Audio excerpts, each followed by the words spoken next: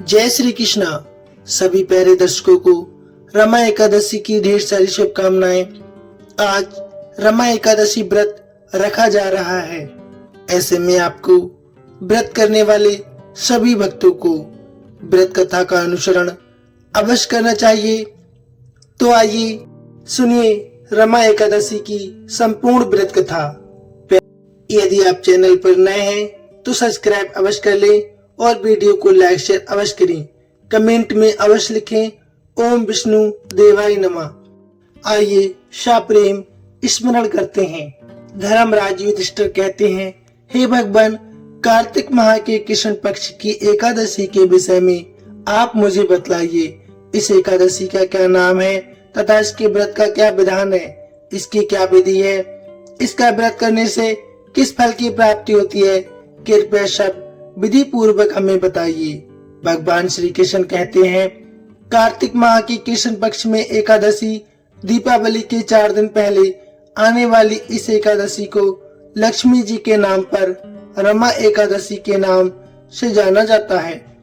इसे विशेष पुण्यदायिनी एकादशी के नाम से भी जानते हैं। इसके प्रभाव से ब्रह्म हत्या जैसे महापाप भी दूर हो जाते हैं। ये बड़े बड़े पापों का नाश करने वाली और समस्त दुखों को दूर करने वाली है। इसका महात्म मैं तुमसे अब कहता हूँ, ध्यान पूर्वक सुनो।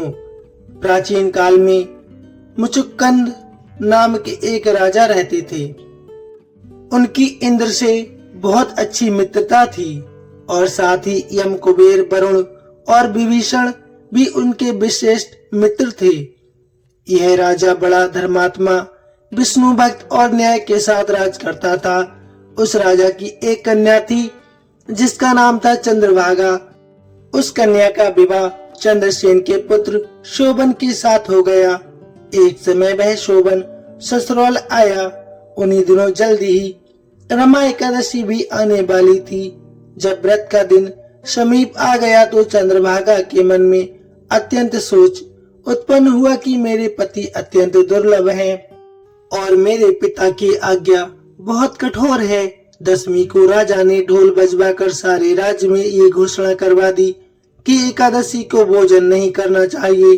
ढोल की घोषणा सुनते ही शोभन को अत्यंत चिंता हो गई और अपनी पत्नी से कहा कि हे प्रिय, अब क्या करना चाहिए? मैं किसी प्रकार से भी भूखा नहीं रह सकता हूँ।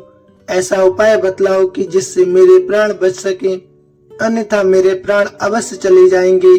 चंद्रभागा कहने लगी कि हे स्वामी, मेरे पिता के राज्य में एकादशी के दिन कोई भी भोजन नहीं करता। हाथी, घोड़ा, ऊंट, बिल्ली, गौ आदि भी तृण, अन्न, जल आदि ग्रहण नहीं कर सकते। फिर मनुष्य का तो क्या कहना। यदि आप भोजन करना चाहते हैं तो किसी दूसरे स्थान पर चले जाइए, क्योंकि यदि आप यहीं रहेंगे तो अवश्य आपको भोजन ग्रहण नहीं कर पाएंगे। ऐसा सुनकर शोभन अपनी पत्नी से कहने लगा, हे प्रिय, मैं अवश्य व्रत करूंगा। जो भाग्य में होगा वह देखा जाएगा। इस प्रकार से विचार कर शोभन ने व्रत रख लिया और वह भूख व प्यास से अत्यंत पीड़ित होने लगा। जब सूर्य नारायण अस्त हो गए और रात्रि को जागरण का समय आया, जो वैष्णवों को अत्यंत हर्ष देने वाला था, परंतु शोभन के लिए अत्यंत दुखदायी हुआ। प्रातः काल होते होते शोभन के प्राण पखेरु हो गए। तब राजा ने सुगंधित काष्ठ से उसका दाह संस्कार करवाया, परंतु चंद्रभागा ने अपने पिता की आज्ञा से अपने शरीर को दग्ध नहीं किया और शोभन की अंत्येष्टि क्रिया के बाद अपने पिता के घर में ही रहने लगी। रमा एकादशी के प्रभाव से शोभन को मंदराचल पर्वत पर धन दान से युक्त तथा क्षत्रियों से रहित एक सुंदर देवपुर प्राप्त हुआ। वह अत्यंत सुंदर रत्न और वैद्यमणि जड़ित स्वर्ण के खंभों पर निर्मित अनेक प्रकार की स्फटिक मणियों से सुशोभित भवन में बहुमूल्य वस्त्र आभूषणों तथा छत्र व चवर से विभूषित गंधर्व और अप्सराओं से युक्त सिंहासन पर आरूढ़ ऐसा शोभायमान होता था मानो दूसरा इंद्र विराजमान हो गया हो। एक समय राजा नगर में रहने वाले एक सोम शर्मा नामक ब्राह्मण तीर्थ यात्रा करता हुआ घूमता घूमता उधर जा निकला और उसने शोभन को पहचाना कि ये तो राजा का जमाई शोभन है। उसके निकट गया। शोभन भी उसे पहचान कर अपने आसन से उठकर उसके पास आया और प्रणाम आदि करके कुशल प्रश्न किया। ब्राह्मण ने कहा कि राजा मुचुक चंद और आपकी पत्नी कुशल से हैं। नगर में भी सब प्रकार से कुशल है, परंतु हे राजन, हमें आश्चर्य हो रहा है। आप अपना वृत्तांत कहिए कि ऐसा सुंदर नगर जो न कभी देखा न कभी सुना, आपको कैसे प्राप्त हुआ। तब शोभन बोला कि कार्तिक कृष्ण की रमा एकादशी व्रत करने से मुझे ये नगर प्राप्त हुआ है, परंतु ये अस्थिर है। ये स्थिर हो जाए, कुछ ऐसा उपाय कीजिए। ब्राह्मण कहने लगा कि हे राजन, ये स्थिर क्यों नहीं है और कैसे स्थिर हो सकता है, आप मुझे बताइए, फिर मैं अवश्य ही इस उपाय को करूंगा। मेरी इस बात को आप मिथ्या न समझिए। शोभन ने कहा कि मैंने इस व्रत को श्रद्धा रहित होकर किया है, अतः ये सब कुछ अस्थिर है। यदि आप मुचुकुंद की कन्या चंद्रभागा को ये सब वृत्तांत कह दें तो ये स्थिर हो सकता है।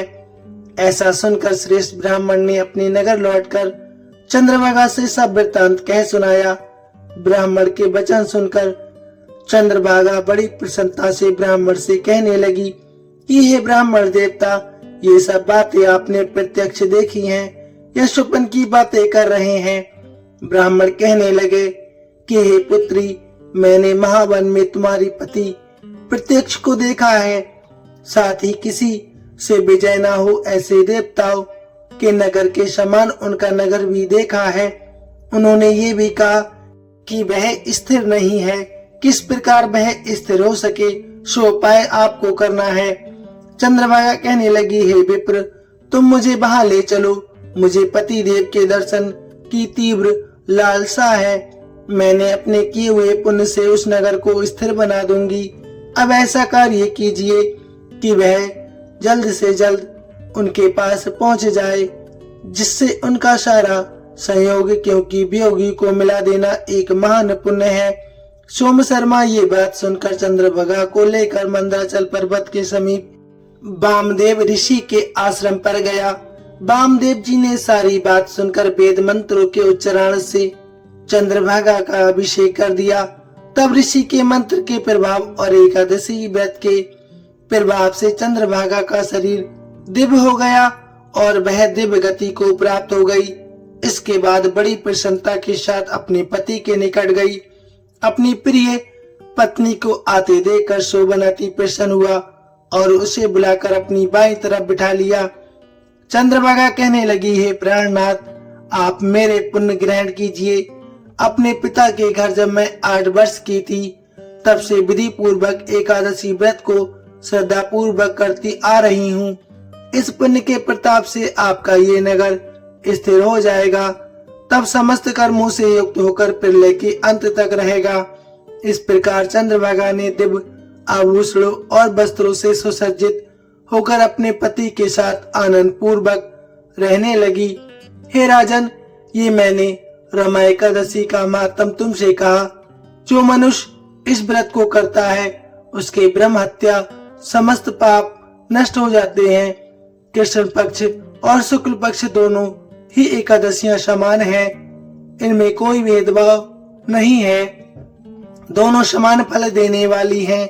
जो मनुष्य इस महात्म को पढ़ते अथवा सुनते हैं वे समस्त पापों से छूटकर विष्णु लोक को प्राप्त हो जाते हैं। बोलिए श्रीमन नारायण भगवान की जय। ओम जगदीश श्री हरे।